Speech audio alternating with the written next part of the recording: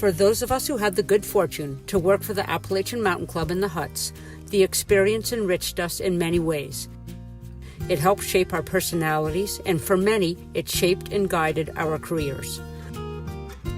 The hard physical work of packing, the daily chores of reaming the hut, cooking for huge crowds of hungry hikers, and answering their seemingly endless questions were tempered by the camaraderie we shared during raids, pack day excursions, and days off.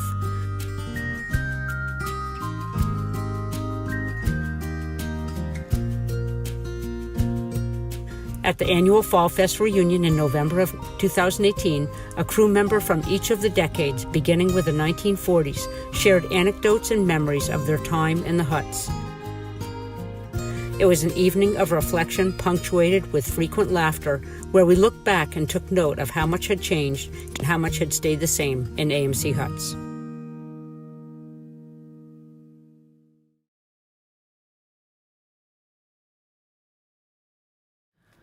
Good evening, everybody. My name's Emily Benson. Peter Benson. And we're the 80s. One of the power couples of the 80s.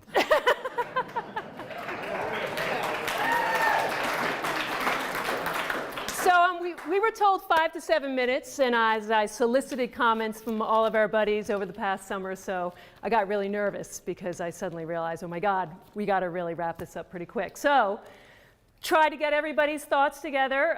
We decided to go with the top 10 reasons the 80s were awesome, in no particular order. Okay. Days off, pack day fun in the valley. We had go-karts at Funtown and Twin Mountain. Franconia Dairy Bar, again, traditions that are carried on both decades before and past. Where you talked about your BFDs, did your DBFs, and went to the FDB. For those of you who know what I'm talking about. There's pizza vac in Gorham, some awesome hot tubbing in North Conway, swimming at Unique, not the same swimming holes that are now currently in that river, I can tell you that. Movies from the top of the hiker shuttle, that was a new thing that really came on board in the 80s, and we took full advantage of those rooftop racks for all kinds of things. We were allowed to take the vans down to North Conway to go to the drive-in, but they didn't know we were staying in the tops of the vans on the drive up and down. For the whole night. For the whole time. Just have to be back by 8 at Pinkham. Right. Mount Washington ice cream sundaes at Thompson House Eatery in Jackson. Golfing with Kibby. Awesome to see that picture of Kibby. Right. And then we had some great road trips to musical concerts around New England. The Dead, CSN, and sometimes Y, the Big A. Big load of the, well, actually we shouldn't say that, Petty Cash, and more. So. And, of course, the raiding the propeller. Lots of breaking of the so-called rules. We had a big powwow about what's supposedly the rules, and there are no rules. But and then, of course, taking headers with cases of real eggs. I do have to applaud. It's unbelievable to me, those bags of eggs now that you guys have. Holy cow, yeah. I guess I just imagine those big, huge things bursting. And learning at Lakes the hard way to crack your eggs individually. So if you get one bad egg, you don't ruin the other 196 that just went into the bowl. And then to continue on those great themes of the memorable hut systems that we were seeing in the 80s, always the septic classics. The crapper barrels were alive and well, and those Zealand Galehead Greenleaf huts. MISPA septic system, we had quite a system going on beyond, down below MISPA in those years. Big, huge holding tanks, down into pipes, spraying out among the forest. How green was my valley? It was really green. Awesome, awesome systems talk with that. The Crawford Solar one-holer, I don't know if anyone remembers that out back here or out front. Yeah. I think somebody said it almost blew over. Like and I think it eventually did. Wheels. So. And we certainly have to credit Bruce Sloat with the first generation of the Zealand Hydro. And I got to, it was standard rec to pack a case of fluorescent bulbs every week because with a lot of rain, the system would surge and it would be like bulbs would start blowing and the baseboard heat would go on in the middle of summer. So yeah, we packed a lot of light bulbs that summer. So we had some epic incinerator burns. We were able to burn all the paper trash and had these big metal containers that I think at Madison, the above tree line huts was really awesome because it would just be these huge, you dump the Kaola gold down the middle and the things would flame out. I almost set the... And throw some fireworks in. Yeah, that's right. Almost set the woods on fire at Carter. A guest came up to the hut, hey, I think you got a fire out there. I said, oh yeah, I'm burning some trash. So I put the boxes right next to the incinerator to be burned, and so that was, luckily we lived between two lakes. So that was okay. Then, of course, carrying the propane bombs. Luckily, we didn't have to carry them up to the hut, but they were always far away from the hut in the big platform, so we would have to carry them across, and we were always told if you drop it, the nipple shears off, the thing is shooting off down wherever. So, grease traps. Interesting things bubbling up from various holes around huts that then, of course, the grimmest jobs that we had to do, you always make into a fun time. So there's Dave Crandall and I coming out of the grease trap that another guest said to us, I think you have oil coming up out of the ground. And we were told by CC, don the Tyvek suits and get down there and start shoveling. So, so then we had the big water tanks, which we always had to make sure we chlorinated well. Sometimes too well. Sometimes too well. But those are great tanks, great to get away from everybody and take a break.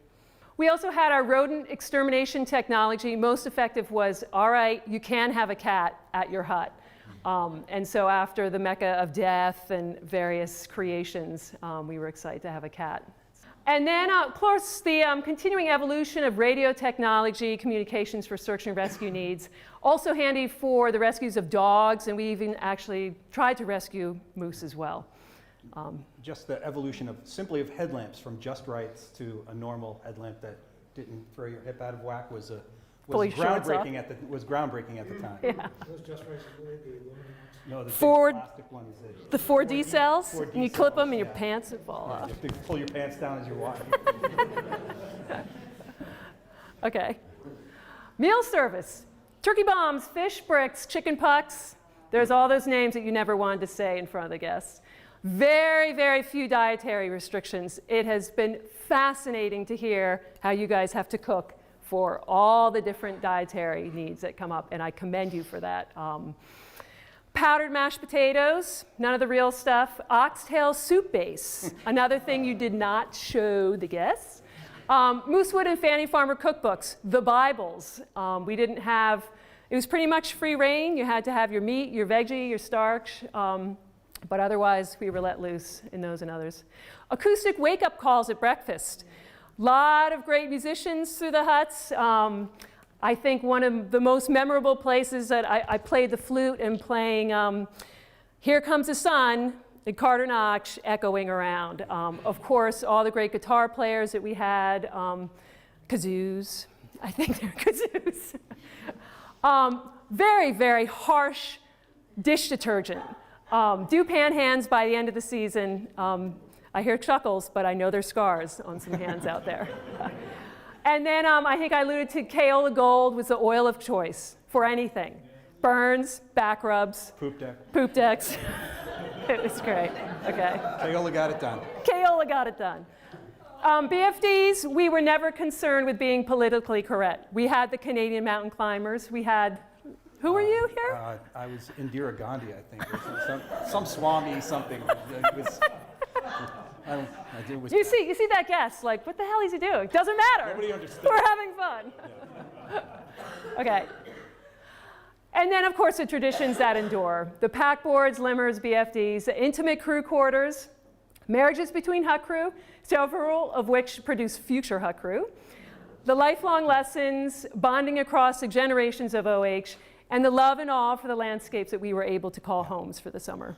And I would just add, we're a pretty special group of us individually, and the 80s, I see we're OHPOH, so we're OH with the parent of an OH, and there's a lot of us in the room who have kids who are now working in the system. And we've gone to visit our daughter who just finished at Madison, and she's worked a few seasons in the huts, and the hut crews always want to hear about the stories, and we always think about the change and how much change has come to the huts. But what I say to them, and what I'll say to you also, is more is the same than that is different. Most importantly, the friendships and the relationships. That's the enduring part of being a hut person, and that's what's been so great for me for so long. Now I'm going to cry. Oh, that's it. Well, one more, I guess. Oh, sorry. That is the #1 reason. So I forgot that was on there. Sorry. I know. No, it was a good segue. So yep, I just to have a daughter in the huts and to be able to see you guys have the joy that you have, it's just so awesome.